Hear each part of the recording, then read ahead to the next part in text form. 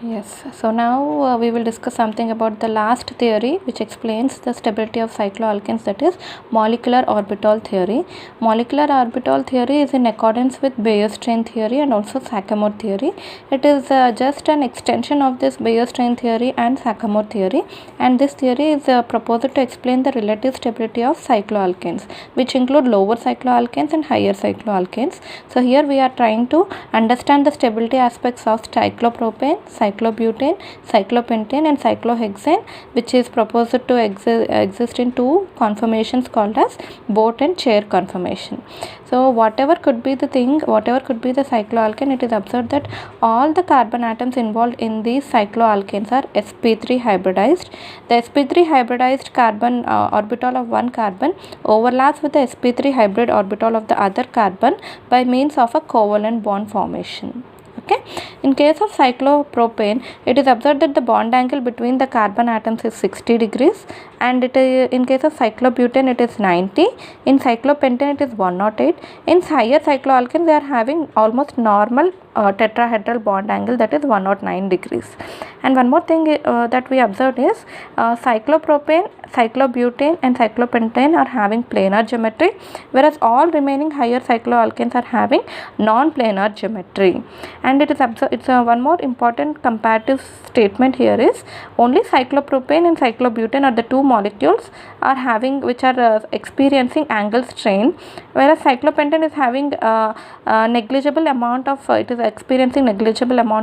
angle strain because its bond angle is almost equivalent to normal tetrahedral bond angle, whereas in higher cycloalkanes, because just they are retaining the normal tetrahedral bond angle, they are devoid of angle strain.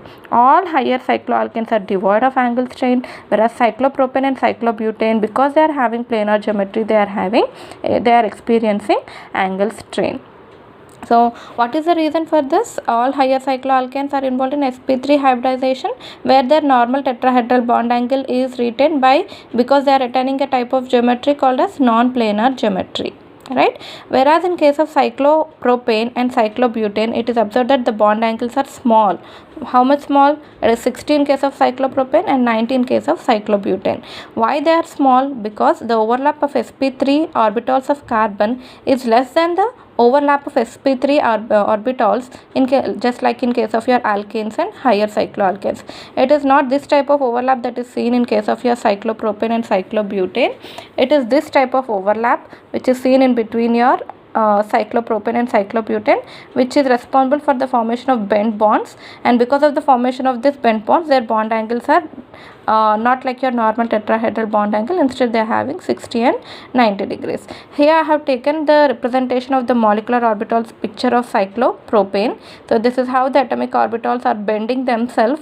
sp3 atomic orbitals are bending themselves to facilitate the formation of bent bonds, and because of the formation of the bent bonds, they are retaining a bond angle.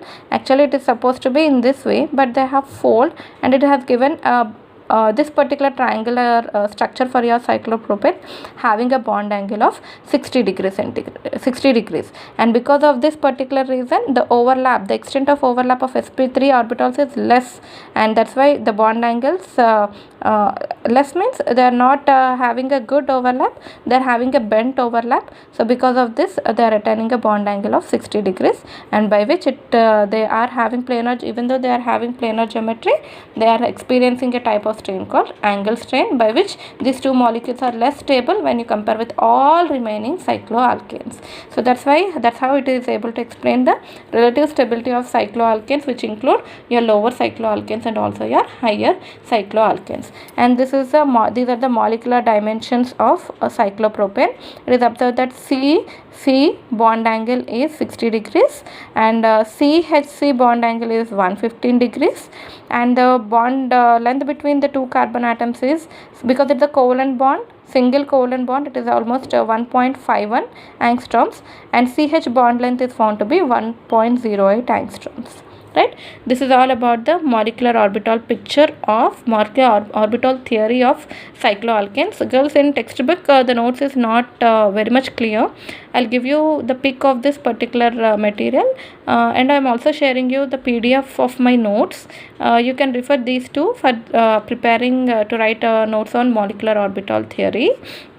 So with this we have finished about stability of cycloalkanes, where we discussed about Bayer-Strain theory, and next Coulson-Moffatt model, and next Saccamore theory and molecular orbital theory.